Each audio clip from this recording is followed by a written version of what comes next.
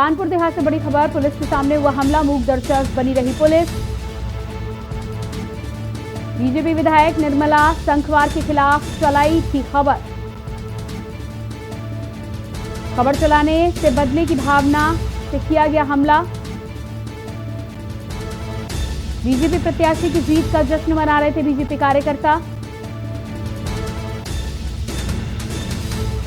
के न्यूज रसूलाबाद संवाददाता अमित पांडे पर हमला।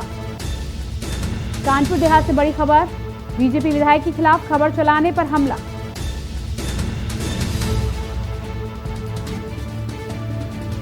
गुंडों ने हथगोलों से किया जानलेवा हमला। बीजेपी विधायक के खिलाफ खबर चलाने पर हुआ हमला। हमले में पत्रकार की बची जान, गाड़ी बुरी तरह से क्षतिग्रस्त। पुलिस के सामने हुआ हमला, मूक दर्शक बनी देखती रही पुलिस।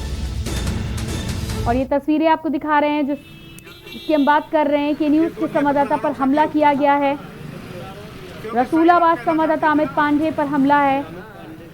पत्रकार की जान तो बाल बाल बच गई, लेकिन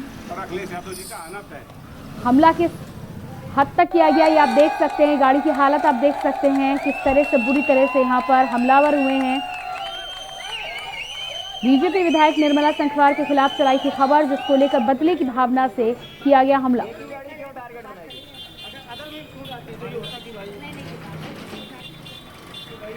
खबर चलाने के चलते बदले की भावना से किया गया हमला। बीजेपी प्रत्याशी की जीत का जश्न मना रहे थे बीजेपी कार्यकर्ता। रास्ते से निकल रहे पत्रकार पर हुआ प्राण घातक हमला। घटना को अंजाम देने के बाद दबंग कार्यकर्ता मौके से फरार। सपा कार्यकर्ताओं ने प्रदेश में बताया जंगल राज। और इसी खबर पर हमारे साथ संवाददाता अमित पांडे जुड़ चुके हैं। जी अमित, यहाँ पर आपसे जानकारी चाहेंगे, जिस तरह से आपके साथ ये दुर्घटना हुई है, तस्वीरें भी हम अपने दर्शकों को बता रहे हैं, क्या कुछ घटना हुई है, तफसील से बताइए। जी प्रियंका, आपको बताना चाहूंगा, आज ब्लॉक प्रमुखी का चुनाव चल रहा था, जिसको लेकर मैं रसूलाबाद ब्लॉक में कवरेज के दौरान वहां पर गया था।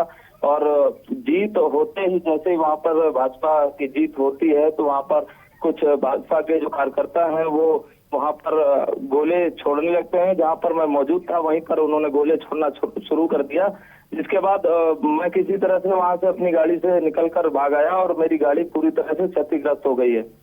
जी बिल्कुल। तो इस घटना पर क्या कुछ कार्रवाई, क्या पुलिस तक कोई शिकायत आपने की है? किस वजह से हमला किया गया है ये बात तो साफ तौर पर समझ में आ रही है, पर कितने लोगों ने हमला किया था और साथ ही साथ क्या आपके पीछे आकर भाजपाइयों ने और उनके समर्थकों ने विशेष तौर पर पीछे लगकर हमला किया?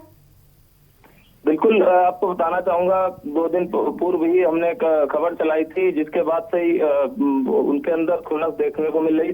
आज शायद उनको इस बात का मौका मिला और मौके का वो पूरा फायदा उठाते हुए हमारे ऊपर उन्होंने हमला किया, जिस पर मैं तो पूरी तरह से किसी तरह से बच के निकल आया, मगर मेरी जो गाड़ी थी वो पूरी तरह से वहां पर क्षतिग्रस्त हो गई। जी बिल्कुल अमित, क्या इस आपाधापी में आपको कहीं चोटें भी आई हैं? कोई नुकसान आपका गाड़ी के अलावा, इसके अलावा शारीरिक नुकसान कुछ हुआ है? जी आपको बता दूं, जिस तरह से सतर्क रहा हूं तो सतर्कता के चलते मैंने अपने आप को सुरक्षित बचा लिया है। और वहां पर जब मैं इस शिकायत को लेकर पुलिस अधिकारियों तक पहुंचता हूं रसूलाबाद थाने, तो वहां कोई मिलता ही नहीं है और साफ तौर से कह दिया जाता है कि आप अभी जाइए, आगे आज या कल में आपकी शिकायत दर्ज कर ली जाएगी। जी प्रियंका। जी बिल्कुल अमित, और इसके अलावा जिस तरह से यहाँ पर पुलिस के द्वारा कार्रवाई नहीं की गई है, आगे इस पर क्या कुछ करेंगे आप? क्योंकि जिस तरह से ये घटना हुई है, पत्रकार पर हमला, आप पर हमला हुआ, इससे पहले भी हमने अपने दर्शकों को खबर दिखाई है, उन्नाव में भी पत्रकारों को पीटा गया है, दौड़ा कर पीटा गया है। इस तरह की घटनाएं आमतौर पर सामने आ रही हैं और इस तरह की घटनाएं कहीं ना कहीं चौथे स्तंभ की आजादी का हनन है, लोकतंत्र का हनन है। क्या कुछ आगे करेंगे? जी बिल्कुल, देखिए मैं और हमारे जितने भी पत्रकार साथी हैं, कानपुर देहात ही नहीं पूरे उत्तर प्रदेश के साथी हमारे साथ जुड़े हुए हैं और साफ तौर से उनका कहना है कि अगर पुलिस इसमें कोई एक्शन नहीं लेती है, कोई कार्रवाई नहीं करती है, तो मजबूरन पत्रकारों को प्रदर्शन करना पड़ेगा, पत्रकारों को सड़क पर उतरना पड़ेगा। जी प्रियंका। जी बिल्कुल अमित, इस जानकारी के लिए आपका बहुत बहुत शुक्रिया। और साथ ही साथ आपको बता दें कि लगातार कानपुर देहात से ये तस्वीरें हम आपको दिखा रहे हैं। हमारे पत्रकार अमित पांडे पर यह हमला हुआ, किसी तरह से पत्रकार ने अपनी जान तो बचा ली, लेकिन गाड़ी की स्थिति आप देख सकते हैं किस तरह से हमला किया गया यहाँ पर। और बुलेटिन